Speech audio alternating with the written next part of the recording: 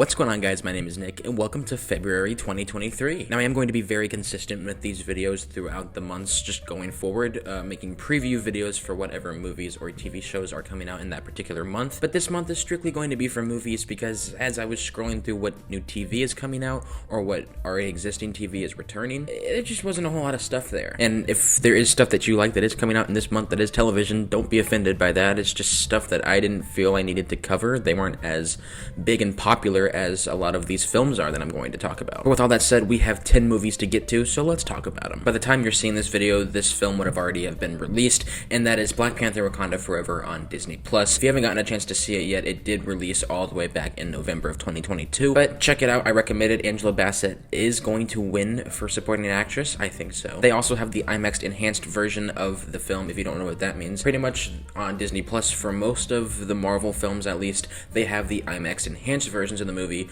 which is just going to cover the entire screen pretty much of the film. And that's the way that I would watch a Marvel movie or any movie if I could. I love it when the entire screen is taken up by the image and not, your typical aspect ratio for a film. Knock at the Cabin is the next film on the list to release, and that comes out this Thursday. I'm very excited to see this coming off of M. Night Shyamalan's most recent film, Old. I was a little mixed on it, but this film has a really intriguing premise, and that is, what would you do to save the world? Obviously, the entire premise of the movie is like these four kind of horsemen of the apocalypse figures come to this cabin to this gay couple and their daughter, and they propose the question. They have to make a choice to sacrifice one of the three of them in order to save the rest of the world, and the movie is them making that choice. And I think that philosophy, that predicament, is very interesting to explore, and I'm very excited to see what M. Night Shyamalan does with it. Shyamalan is really good at creating interesting scenarios, but he kind of isn't really that great at executing them. Of course, there are exceptions. The Sixth Sense is a great example, but then you have movies like Old or like The Happening. I don't know with this one. I'm excited to see it, but I am going to go in with tame expectations. 80 for Brady also releases this weekend, and I think I'm going to actually go and see it. There's not much about this film that I can explain that isn't straightforward enough. I mean, if you watch the trailers, you get it.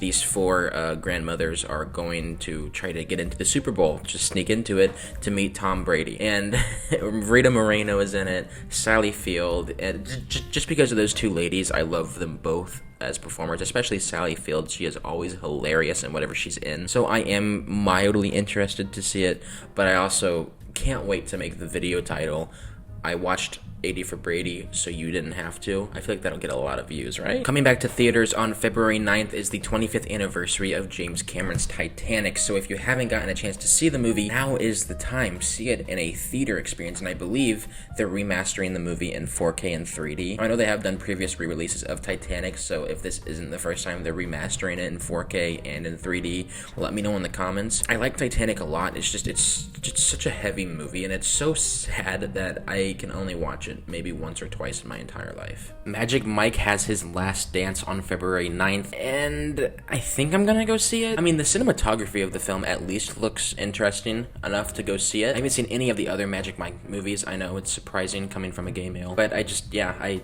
haven't seen them. They've never really been on my radar. I think Channing Tatum is a subpar actor, if that, but he is improving. He's doing what Dave Bautista's doing. Dave Bautista at first was god-awful at what he does, but now he's becoming a better thespian. Of an Age is a bit of a smaller film that is releasing on February 10th. It is a gay romance, and that's pretty much all that I really know about it. I know it released at a festival last year, and it's gotten really, really good reception so far. I just like to throw, some smaller films, some indie films on this list, and you are going to see another one on the list. I don't really know a whole lot about this one. The synopsis says, during the summer of 1999, an 18-year-old amateur ballroom dancer has an unexpected and intense 24-hour romance with a friend's older brother. But yeah, you know me, I'll eat up a gay romance any day of the week. I'm very excited to see this. Sharper is the other kind of indie film on this list. I say indie film because A24 is producing the film. But this comes out on February 10th as well, and it follows a con artist who takes on Manhattan's billionaires. That is what the synopsis reads.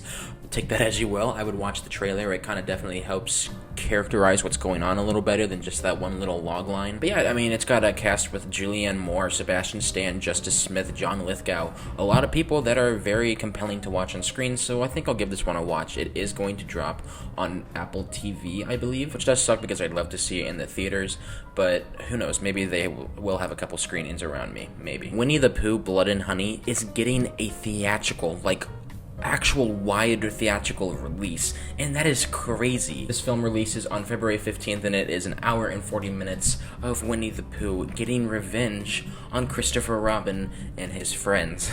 And man, this is probably going to be awful, but in the off chance that it's amazing, that it's great, I want to be there for it. And even if it is ass, hopefully the kills are at least entertaining. I mean, watching Winnie the Pooh kill a bunch of people, and I think Eeyore is going to be in it as well. I know that, Christopher Robin grows up, leaves, goes off to college or whatever, and then comes back and he finds, Winnie the Pooh and the characters just completely fucking they've gone demented, they've gone insane, and I think they've killed a few of each other. I think Piglet is one of the ones that have died, but I'm not entirely sure.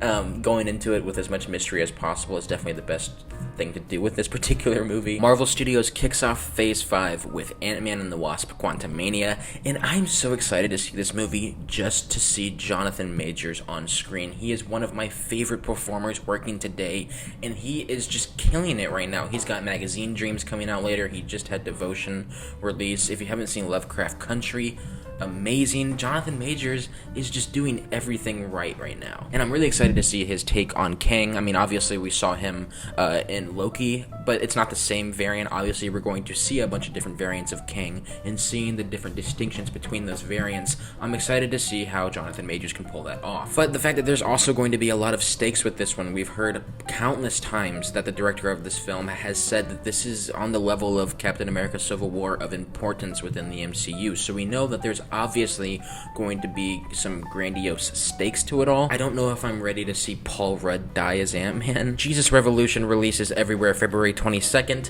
and I'll read the synopsis for you guys because I just don't really know a whole lot about the movie. In the 1970s, Greg Laurie and a sea of young people descend on sunny Southern California to redefine truth through all means of liberation. Inadvertently, Laurie meets a charismatic street preacher and a pastor who opens the doors to a church to a stream of wandering youth. What unfolds is a counterculture movement that becomes the greatest spiritual awakening in American history. From what I know about it, I believe a bunch of hippies come to this California town, and this preacher is really reserved with them at first, but eventually takes them in, starts to understand them as people and empathize with them, and they join the church, and he begins to convert this entire church into being more open and accepting people of these hippies.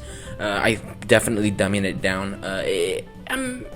I don't know, I might see it. It doesn't really sound like my thing in particular, but who knows, maybe if the reviews come out and they're just killer and stellar, maybe I'll go see it. And last but certainly not least, Cocaine Bear finishes off the month of February on the 24th, and I am so excited to see this movie.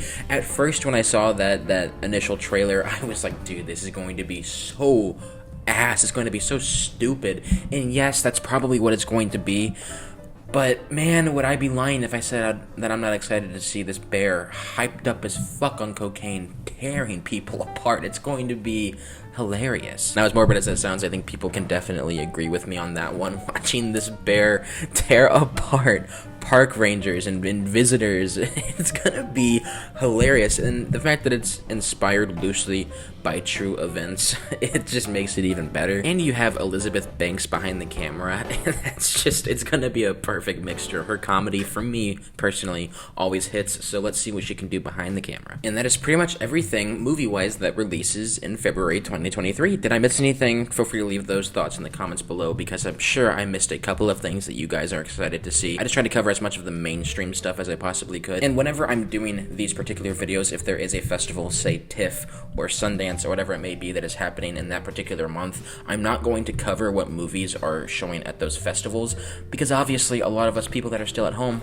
can't see those movies, so what's the point of me mentioning them? Because eventually those movies are going to get a wide theatrical release, and when that does happen, I'll mention those movies in those particular months. But with all that said, thank you guys so much for watching. What out of these films are you going to go see this month? And if I missed any TV, once again, feel free to leave those thoughts in the comments below, because to me, there isn't a whole lot coming out, but maybe to you, your favorite show is coming back, and you better tear me up about that in the comments. But that is all for me for today, you guys. I am seeing 80 for Brady tonight. Oh boy. Take it easy, you guys. Stay safe out there, and I'll see you in the next one. Peace.